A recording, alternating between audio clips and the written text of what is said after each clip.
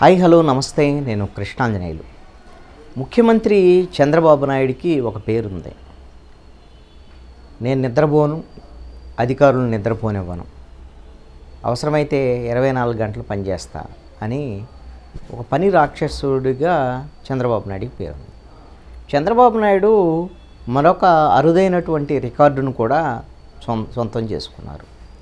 ఒక ముఖ్యమంత్రిగా విజయవాడ వరదలు వచ్చిన నేపథ్యంలో 10 రోజుల పాటు కంటి మీద కునుకు లేకుండా, ఇంటికి వెళ్లకుండా, కలెక్టరేట్లో ఉండి బస్సులో పడుకొని వరద నీటిలో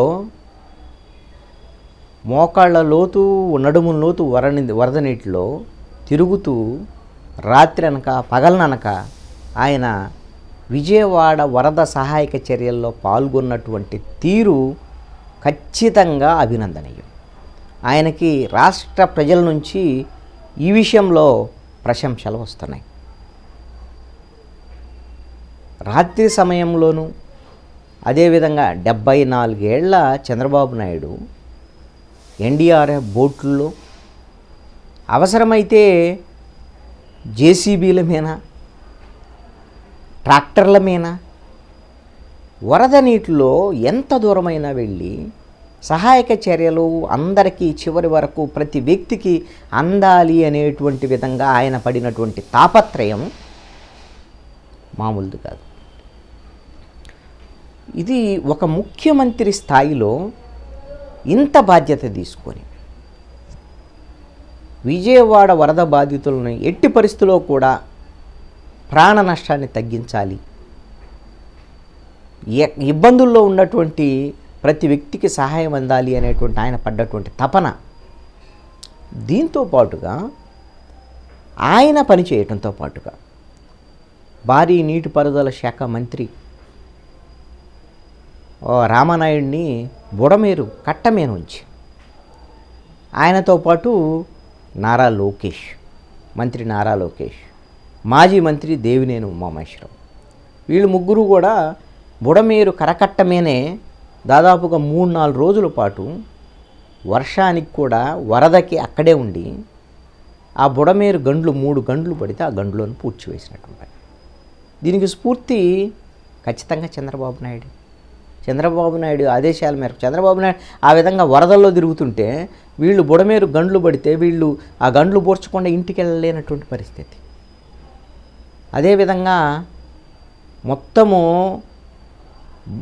వరద నీటితో మునిగిపోయినటువంటి ఇళ్ళు కూడా వరద వెళ్ళిన తర్వాత బురదమయమైతే ఆ బురద మొత్తాన్ని కడగటం కోసం రాష్ట్ర వ్యాప్తంగా ఉన్నటువంటి ఫైర్ ఇంజన్ల మొత్తాన్ని కూడా విజయవాడలో రోడ్ల మీద క్యూ కట్టించారు. మొత్తం ఫైర్ ఇంజన్లతో రోడ్ల దగ్గర నుంచి ఇళ్ల దగ్గర నుంచి మొత్తం బురద గడిగించేటువంటి ప్రయత్నం. చంద్రబాబు నాయుడు ఆదేశాల మేరకు ముఖ్యమంత్రిగా మొత్తం ఆగమేఘాల మీద, అదేవిధంగా ఎప్పుడైతే ఈ బురద తర్వాత మురుగు పారిశుద్ధ్య సమస్య వస్తుంది అని ఎప్పుడైతే తలంచారో వెంటనే చంద్రబాబు నాయుడు ఆదేశాలు రాష్ట్ర వ్యాప్తంగా ఉన్నటువంటి మొత్తం మున్సిపల్ సిబ్బంది, ఎందుకంటే ఎక్కువ మంది విజయవాడలో ఉండేటువంటి మున్సిపల్ సిబ్బందిలో అత్యధిక మంది ఇప్పుడు మునిగిపోయినటువంటి ప్రాంతాల్లో సింగునగరు, జక్కంపూడి కాలనీ, వాంబే కాలనీ, రాజరాజేశ్వరిపేట, ఇలా ఈ కాలనీలో ఎక్కువ మంది ఉండేటువంటి వాళ్ళు ఉన్నారు.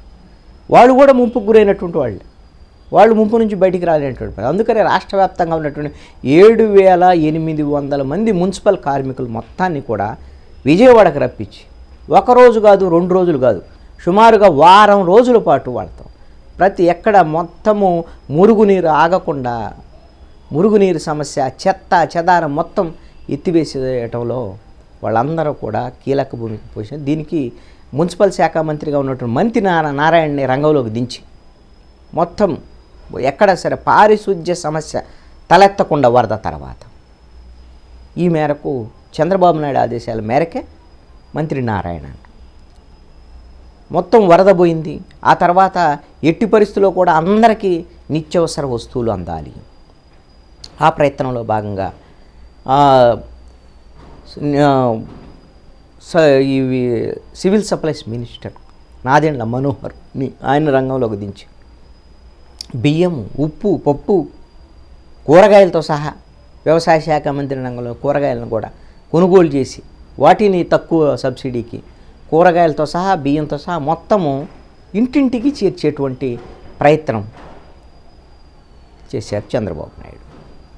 అసలు ఈ విధంగా ఒక విపత్తు వచ్చినటువంటి సందర్భంలో బాధ్యతాయుతమైనటువంటి ముఖ్యమంత్రిగిన స్పందించి ఆ విధంగా పనిచేస్తే మొత్తం మంత్రులు, ప్రభుత్వ యంత్రాంగం ఏ విధంగా ప్రజల దగ్గరకు వచ్చి సాగిలబడి ప్రజల సమస్యలు, వాళ్ళ వరద బాధితులకి ఎస్ మీకోసం మేమున్నాం, మీ సమస్యల పరిష్కారం కోసం అనేటువంటి ఒక సేవలు అందించేటువంటి తీరు ఆ చంద్రబాబు నాయుడు ఇలా ఉన్నారు. ఒక రోల్ మోడల్ అనేటువంటి విధంగా చంద్రబాబు నాయుడు 10 రోజుల పాటు 10 రోజుల తర్వాత ఆయన ఇంటికి వెళ్ళినటువంటి పరిస్థితి, ఒక అకుంఠిత దీక్షతో ఆయన పనిచేసినటువంటి తీరు ఖచ్చితంగా ఆయనకి హ్యాట్సప్ చెప్పొచ్చు. దాంట్లో ఎటువంటి సందేహం లేదు. ఆయన 10 రోజుల తర్వాత ఆయన ఆ కాళ్ళు సమ్మినట్టు కొన్ని వీడియోస్ బయటకు వచ్చాయి. మొత్తం నీళ్ళల్లో నానిపోయి 74 ఏళ్ళ వయసు అతను, ఆ నానిపోయి మొత్తం కూడా ఇబ్బందికరమైనటువంటి పరిస్థితిలో ఉన్నటువంటి ఆయన పరిస్థితి. ఈ విధంగా ఆయన ఇంటి దగ్గర ఉండి కూడా కమాండ్ కంట్రోల్ సెంటర్ ద్వారాగా అధికారులను ఆదేశించవచ్చు, అధికారుల చేత పని చేయించవచ్చు, మంత్రుల చేత కూడా పని చేయించవచ్చు. కానీ ఆయన అలా చేయలే. తాను ఇక్కడ ఉంటే మాత్రమే ఈ మొత్తము మిషన్ అనేటువంటిది సరైనటువంటి రీతిలో ముందుకెళ్తుంది, ఖచ్చితంగా సహాయక చర్యలు అందుతాయి అనేటువంటిది ఆయన నమ్మాడు. కాబట్టి ఆయన ప్రజల మధ్యలో ఉండి ఈ వరద బాధితులు తన వాళ్ళు తన కుటుంబ సభ్యులు అనేటువంటి ఒక భావనతో ఆయన పనిచేశారు. చాలా సందర్భాల్లో ఆయన చెప్పారు అధికారులకి లేకపోతే ప్రజలకు కూడా సహకారం చేసేటువంటి, మన కుటుంబంలో ఎవరికైనా ఒక సమస్య వస్తే ఆ సమస్య విషయంలో మనం ఎలాగ రెస్పాండ్ అవుతామో అలాగనే వరద బాధితుల విషయంలో కూడా మానవతా దృక్పథంతో స్పందించి పని చేయండి అని అధికారులకు కూడా ఆయన అప్పీల్ చేసినటువంటి పరిస్థితి. ఆ విధంగా వాళ్ళని బతిమలాడి బామాలి వాళ్ళ చేత, అధికారుల చేత కొన్ని సందర్భాల్లో వాళ్ళు వినకపోతే కొంతమందిని సస్పెండ్ చేసి మరీ ఎక్కువ మంది మీద మరీ కఠినంగా వ్యవహరిస్తే అధికారులు ఏమన్నా మళ్ళీ ఒత్తిడికి గురవుతారని ఆ జాగ్రత్త కూడా తీసుకొని వరద బాధితులకు సంబంధించినటువంటి విజయవాడ బుడమేరు అనేటువంటిది విజయవాడకు దుఃఖదాయిని, విజయవాడను ముంచెత్తినటువంటి సందర్భాలు అనేకమైనటువంటి సందర్భాలు ఉన్నాయి. 1960 దగ్గర నుంచి 1984 దగ్గర నుంచి 2005 ఇలాగ అనేక సందర్భాల్లో బుడమేరు ముంచింది. అదేవిధంగా అనేక మంది ప్రాణాలు తీసినటువంటి పరిస్థితి ఉంది. కానీ చంద్రబాబు నాయుడు ముఖ్యమంత్రిగా ఉన్నటువంటి ఈ సమయంలో కొంతమంది ప్రాణాలను కోల్పోయారు. 25,000 కుటుంబాలు ఇళ్ళు నీట మునిగినాయి, 3 లక్షల మంది నీళ్ళలో ఉన్నారు. ఇవన్నీ సమస్యలు వచ్చాయి. కానీ ముఖ్యమంత్రిగా చంద్రబాబు నాయుడు స్పందించినటువంటి తీరు మాత్రం ఖచ్చితంగా ప్రశంసలు అందుకుంటుంది. ఇక్కడ ఫైనల్గా ఒక్క పాయింట్ చెప్పాలి. మరి అద్భుతము, చంద్రబాబు నాయుడు బాగా చేశాడు, ఈయనకు ప్రశంసలు ఇస్తున్నారు, అంతా బాగానే ఉంది. ఇదే ప్రభుత్వము వరద బాధితులను ఆదుకోవటంలో ప్రభుత్వం ఫెయిల్ అయింది అని మీరే చెప్పారు కదా. ఈ రెండిటి మధ్య ద్వంద్వ వైఖరి ఏమిటి అనేటువంటి దాని మీద చాలామంది రెగ్యులర్గా నా వీడియోలు చూసేటువంటి వాళ్ళు, నాతో ఇంటరాక్ట్ అవుతున్నటువంటి వాళ్ళు కూడా ఉన్నారు.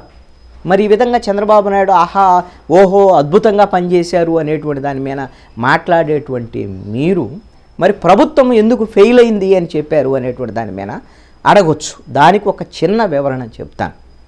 ఖచ్చితంగా ప్రభుత్వం ఫెయిల్ అయింది. వరద బాధితులను ఆదుకోవటంలో పూర్తి స్థాయి సహాయక చర్యలు అందటంలో ప్రభుత్వం విఫలమైనటువంటి మాట వాస్తవం.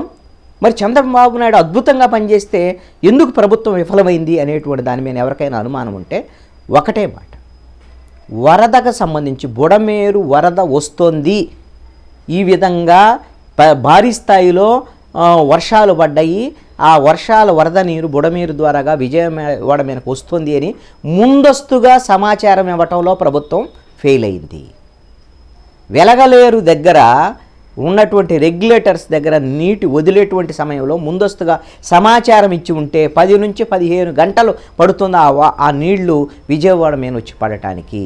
ఆ సమయంలో ప్రజలు ఏమైనా అప్రమత్తమయ్యేదానికి అవకాశాలు ఉండేది. పూర్తి స్థాయిలో ప్రభుత్వం సమాచారం ఇవ్వలేదు అనేటువంటిది ఒక ఫెయిల్యూర్.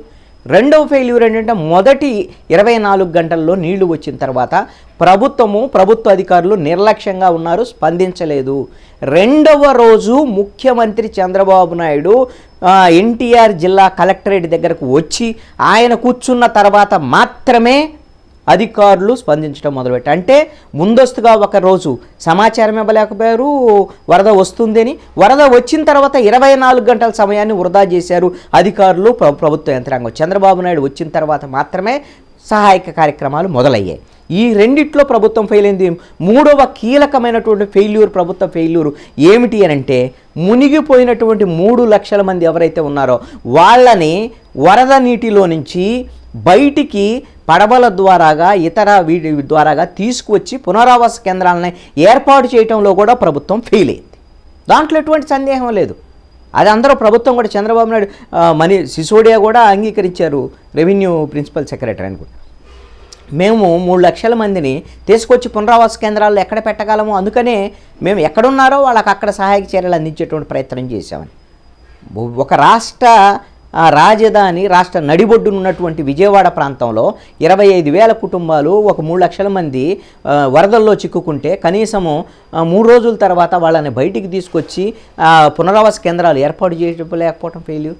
అదేవిధంగా 3-4 రోజుల పాటు భోజనము, మంచినీళ్లు కూడా అందరికీ అందించలేనటువంటి పరిస్థితి. ఇది ముఖ్యమంత్రి చంద్రబాబు నాయుడు కూడా అంగీకరించి ఆవేదన చెందినటువంటి అంశం. ఇవన్నీ ఫెయిల్యూర్స్ ఉన్నాయి. అనేకమైన 100 మంది ప్రాణాలు కోల్పోయినటువంటి పరిస్థితి, 100 మంది పైగానే. అధికారికంగా లెక్కలు ఇంకా అసలు గల్లంతైనటువంటి వాళ్ళ లెక్కలే రావటం లేనటువంటి పరిస్థితి ఉంది. ఇంత నష్టం జరిగింది.